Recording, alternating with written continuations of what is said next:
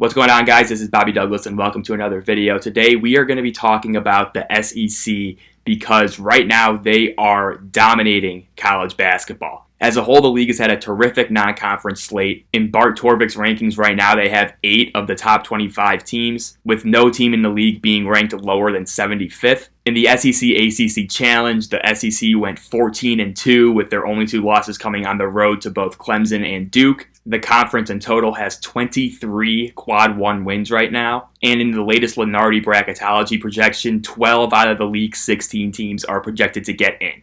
So this league might be the best we have ever seen. I think back to some of the seasons we saw in the Big 12, along with that crazy 2011 Big East that saw 11 teams get in. But overall, this conference has solidified itself as being the best in the country. They are no longer just a football conference. So I thought today, before we really get into the meat of SEC conference play, I'd go through each of these teams and put them in 5 tiers. So let's learn more about the slaughterhouse that is the Southeastern Conference.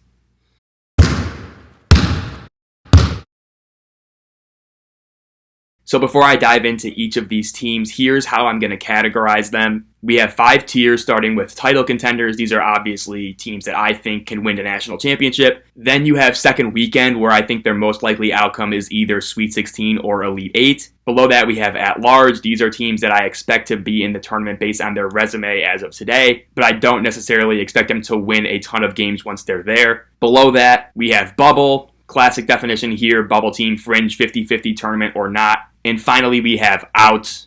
Again, pretty simple. These are teams that I just don't see making the tournament this year. And spoiler alert, there are only 4 teams combined in those bottom 2 tiers. That's how strong I think this league is. But let's start with the title contenders. I have 3 in the SEC. I have Auburn, I have Tennessee, and I have Alabama. There are definitely other teams that could be in this tier depending on who you ask. But at the current moment, these are 3 teams that I think have a legitimate chance to win the national championship. Starting with Auburn, I think they are just flat out the best team in the country. I have no concerns about them in the tournament, unlike previous years. They only have that 1 loss to Duke right now, and I thought they really played well in that game despite coming up short. I've talked about Auburn ad nauseum in previous videos, but I just really like their combination of size, shooting, and intensity. They kind of have an offensive answer for every level of scoring. They have Tahad Pettiford, Chad Baker-Mazara, Miles Kelly, Denver Jones, who can all hit threes. You have Janai Broome, who can score around the basket. They're great in transition, and they're just simply a more disciplined team. They are one of the best teams in the country when it comes to not turning the ball over. Their offense is ranked number 1 in the country per Bart Torvik. So I just think Auburn has a lot of answers and a lot of different ways they can win games,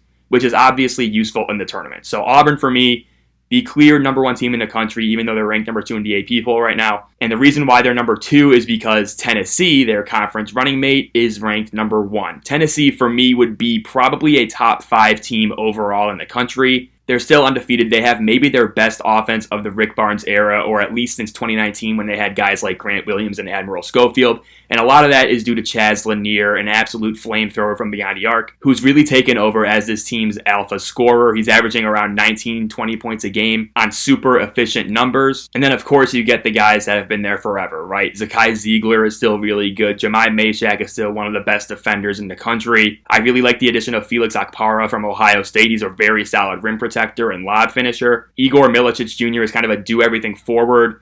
And then obviously you have Jordan Gainey, who just had that crazy buzzer beater in second half against Illinois. And that's the game that really stood out to me about Tennessee. Against the Illini, pretty much everything was going wrong. Zakai Ziegler picks up his 4th foul with like 14 minutes left in the game. Chaz Lanier fouls out. Zakai Ziegler ends up fouling out later in the game. And I was really concerned that Tennessee would just have 0 offensive answers. And to be fair, they did not play well offensively. They did not shoot well from the field. But they had guys like Jordan Gainey just totally step up and take charge. And he's kind of the 6th man for this team, a very crafty guard. And it just seems like this team has a little bit more answers on the perimeter than they've had in years past. And so I'm comfortable putting them in that national championship contender tier, even though we all know the history of Tennessee and coming up short in the tournament. My last team in the national championship tier is Alabama. So Alabama's been kind of hit or miss to start the season, even though they've had one of the most difficult non-conference slates in the country. But still, there's enough pieces here for me to take them seriously as a title contender.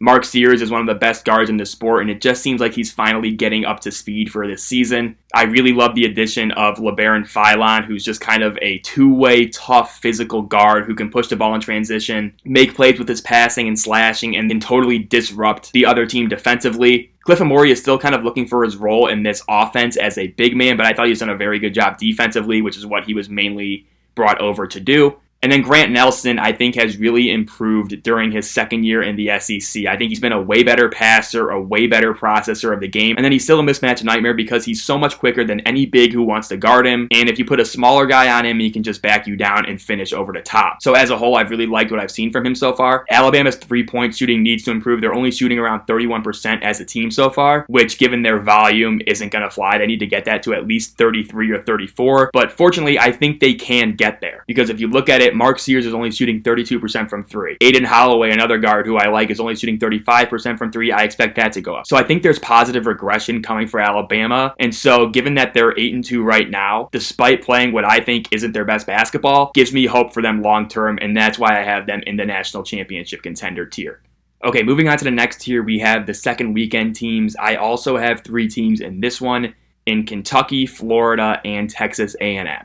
Starting with Kentucky, this is probably the team I had the most trouble placing, whether or not they should be in the title contender tier or the second weekend tier. But I'm right now at least more comfortable placing them in the second tier just because I worry a little bit about their go-to scoring options. Early on in the season, it looked like it was going to be Otega Owe, but he's kind of cooled off a little bit as of late. Jackson Robinson has been a little bit inconsistent, but he's probably your best bet as a go-to scorer as the season progresses. And then Andrew Carr has obviously had some big games, but I worry about him against more physical and athletic bigs. The guy who has really stood out to me for Kentucky, though, is Lamont Butler, because coming in from San Diego State, you knew he would be a really good point of attack defender. But honestly, his offensive game has kind of shot up to another level, in my opinion. He looks so much quicker, so much craftier with the ball in his hands. He's using his strength to get downhill and finish at the rim. And then he's also hitting 48% of his threes right now. And granted, that's only on 27 attempts. But still, that's by far the best he shot from three. His previous best in a season was around 33%. So I'm really liking what I'm seeing from him. Obviously, you have Kobe Brea from Dayton, who's another really fun guard who can just bomb from three. And he's really started to get into a rhythm as of late. So there's a lot to like here. Obviously, Kentucky's resume is stellar. They have wins against Duke, against Gonzaga, with their only loss coming in overtime against Clemson, which for my money is a totally excusable loss. But again, I just worry about how the defense holds up, especially in the front court. I'm not really sure Amari Williams is a defensive stopper, even though he's pretty skilled in the post offensively. And I think they really lack that in-between type of player that can take on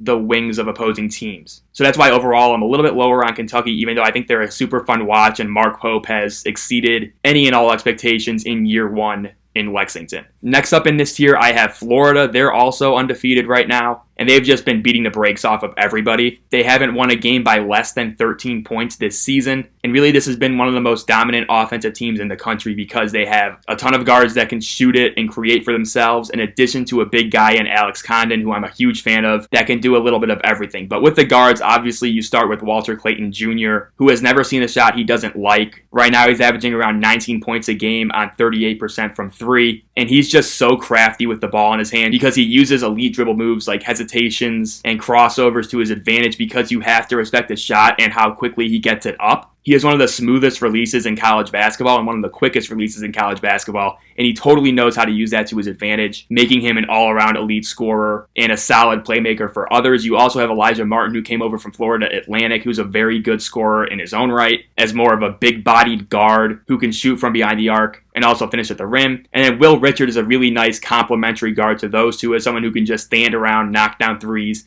and create a little bit if asked. I really like guys like Sam Alexis and Denzel Aberdeen off their bench. Alexis is a monster on the offensive glass, while Aberdeen gives them yet another creating guard. And so this team is just loaded with offensive talent. They're also one of the best offensive rebounding teams in the country, so they get a ton of extra possessions. My only hang-up with them really is that they just haven't really been here before. I think this is year 3 for Todd Golden. He hasn't made it past the first round yet. So I just think the lack of relative tournament experience would give me a little bit of pause. But other than that, I mean, this team has all the talent in the world, at least offensively, and defensively they make enough plays where they're viable. So Florida's a very good team. I'm just a little bit worried about their lack of experience right now. And finally, wrapping up this tier is Texas A&M. So A&M, I ranked really high in the preseason, and they kind of faltered. They're one of these teams that can beat anybody, but then also lose to anybody. Wade Taylor IV is what he is at this point. He's never going to be a super efficient scorer, but man, he can get on these heaters where he just looks unstoppable. I think Zurich Phelps has been a nice addition to this team as he's more of a downhill driver that can kind of balance out Wade Taylor's perimeter-based offense. Obviously, with Texas A&M, they're going to rebound the ball, number 1 in the country in offensive rebounding rate per Bart Torvik, and their defense has been top 10 nationally so far this year. So there are ways for this team to advance in the NCAA tournament, but then also they have some pitfalls where I just am concerned about how they can string together 3 or 4 victories in March. They only hit around 31% of their threes. If Wade Taylor IV isn't able to really hit shots, I worry about where they get their offense from. And also, I'm just not sold on Buzz Williams' rotations. For me, Manny Obaseki would be playing a lot more for the Aggies. Guys like CJ Wilcher who can shoot from 3.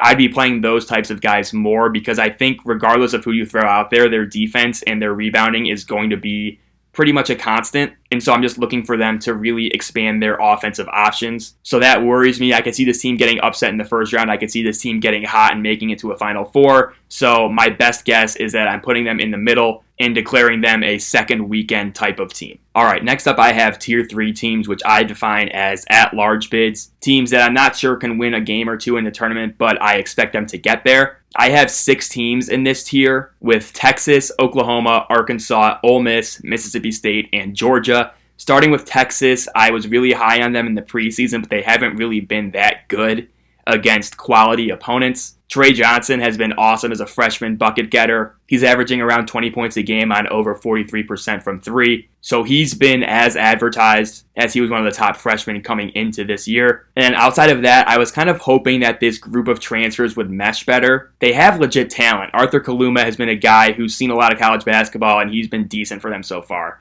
Jordan Pope was a big-time scorer at Oregon State. Tremont Mark obviously is a tough shot maker who played at Houston and then Arkansas last year, who I liked. And then even guys like the Indiana State transfers, Julian Larry and Jason Kent, I liked both of them last year. And then you also brought back Caden Shedrick, who's one of the better defenders and rim protectors in the SEC. So I really like this group of talent, but just right now they aren't fully clicking. They don't really have any convincing wins right now. I'd say their best win is probably over St. Joseph's, but I do buy this talent, and I'm going to bank on them figuring it out to the point where they're not missing the tournament, right? I could see this team struggling in the early parts of SEC play before catching fire late. So while I'm disappointed in how Texas has looked so far, I'm not fully selling all my stock just yet. With Oklahoma, I've talked about them in a previous video, but I really like what Porter Moser is doing over there. Jeremiah Fears has been one of the most underrated freshmen in the country, just a total bucket getter and alpha level scorer. And then you also have Jalen Moore as a combo forward who's super athletic, super physical, and can finish around the basket. Oklahoma's metrics aren't great right now, but they just kind of keep winning. They're 10-0 right now. They have wins over solid programs. They won the battle for Atlantis, obviously. So the eye test as of now hasn't really matched the numbers. I think they've looked better than what they are on paper. And so we'll see if those numbers kind of end up being right or if they're a little bit slow to react to a very solid start to the season. Next up, we have Arkansas, another team that's been a little bit all over the map, just trying to figure out lineups and things like that. I've been a big fan of Adu Thero. He's really bursted onto the scene. He's averaging around 18 points and 6 rebounds a game. And in the games I've watched of Arkansas, he's looked like their best player just because of how athletic he is and how instinctual he is on the defensive end as well. Boogie Fland has also been a terrific freshman guard, tough shot maker, active hands defensively, very good passer, averaging a little over 5.5 assists per game right now. Their 2 losses are to Baylor and Illinois, 2 very respectable teams, so no issues there. And they haven't really beaten anybody other than Michigan, but I'm very high on Michigan this year, so I thought that was a very impressive victory for them. I think they do a pretty good job defending the paint with guys like Trayvon Brazil, Jonas Adu, and Zvonimir Ivisic. It's very tough to get shots up over them. They have one of the better block rates in the country. And then I've talked about Arkansas for so long, and I haven't even mentioned DJ Wagner and Janelle Davis, who have been hit and miss so far this year, but I'm expecting them to really ramp things up as we enter SEC play. So Arkansas, I'm comfortable saying that they are in the tournament. Next up, we have Ole Miss. Ole Miss hasn't played a ton of high-quality opponents. They did lose to Purdue in a very close game, but they also beat the crap out of Louisville. They knocked off BYU. So there are some things to work with here. When watching Ole Miss, my favorite player on this team is Jalen Murray. He's a 5'11 guard who's just such a tough shot maker and quick decision maker. He's averaging around 13 points and 5 assists per game while shooting 44% from 3. And to me, he seemed like the best offensive player on this team, where they have other options. Sean Padula actually leads this team in scoring as a transfer from Virginia Tech. You have Matt Morrell, who's been there forever, and he's pretty solid. Dre Davis is another lanky swingman who can do a little bit of everything. And also, I do believe in Chris Beard as a coach. He is one of the better coaches in college basketball.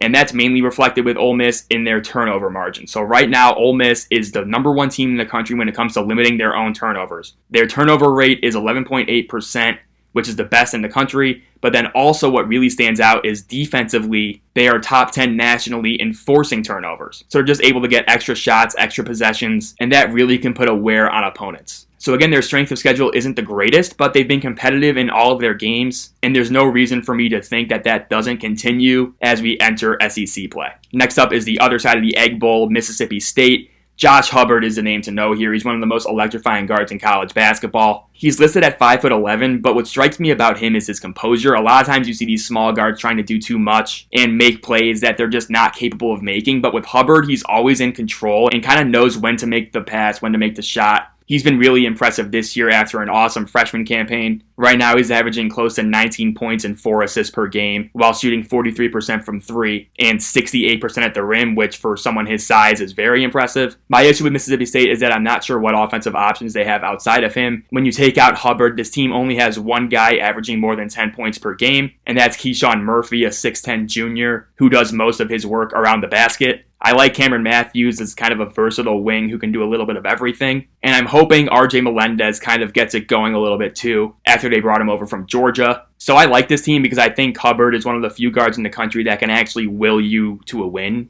And there's going to be some moments in the SEC this year where he just wins games for you. I also trust Chris Jans as a coach. I think they'll get the defense figured out. Historically, he's been a very good defensive coach while at Mississippi State. So they got one of the best guards in the country and a solid coach, so I'm comfortable putting them in the tournament. Last up in this year, we have Georgia. They only have one loss so far, and that was to Marquette. Other than that, they haven't really been tested so far, but still, I like what I've seen. Asa Newell has been one of the more underrated freshmen in the country. He's averaging around 16 points and 6.5 rebounds per game, both of which lead the team. I also like that they have legit size in addition to Newell. You have RJ Godfrey, a Clemson transfer, who at 6'8 is just one of the more built players in the country. Santos Cyril has been interesting as a 6'11 big man who is just blocking everything, has a block rate of close to 15%, which is just absurd. And they also have solid complementary guards. No one really shines on their own, but together they're all very solid. Tyron Lawrence is very good. Silas Damari is very good. And then Dakota Lefew is good as well.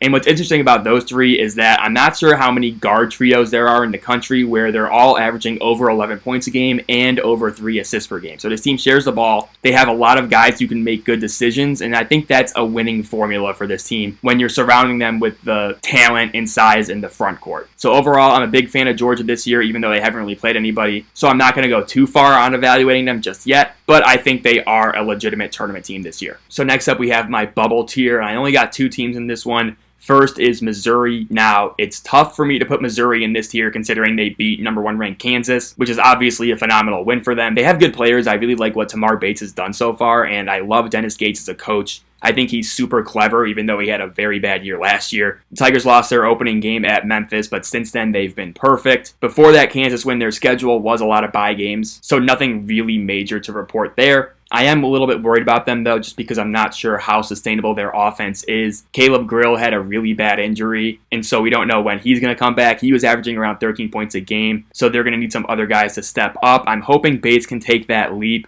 because he was downright fantastic in that Kansas game. Anthony Robinson II has also been pretty solid as a sophomore point guard. He's averaging around 12 points and 5 assists per game. You got Duke transfer Mark Mitchell, who obviously is going to be one of the more versatile defenders for this Mizzou team. And so I'm still not totally sold on the depth of talent, especially in a league as competitive as the SEC. But they've had a very good start to the season, so they're definitely alive for a tournament berth. The other team in this tier is Vanderbilt. Once again, another team in the SEC with a very good record. Their only loss came to Drake. What worries me about Vanderbilt is just the total lack of shooting on this roster. Right now, they're shooting 30% from three as a team, and outside of Jason Edwards and Tyler Nickel, they don't really have a lot of answers out there. Edwards has been very good. He's averaging around 19 points per game and can get tough buckets at every level, so he's been a stud. But outside of him, I'm just not sure where they get consistent offense from. You look to guys like Devin McLaughlin and AJ Hogard, but even those two aren't particularly known as scorers. So I just think this is a lot of reliance on Jason Edwards, who's been good, but I'm not sure if it's enough for a tournament berth in Mark Byington's first year in Nashville. Finally, we have the out tier. These are teams that I just don't think are making the tournament this year.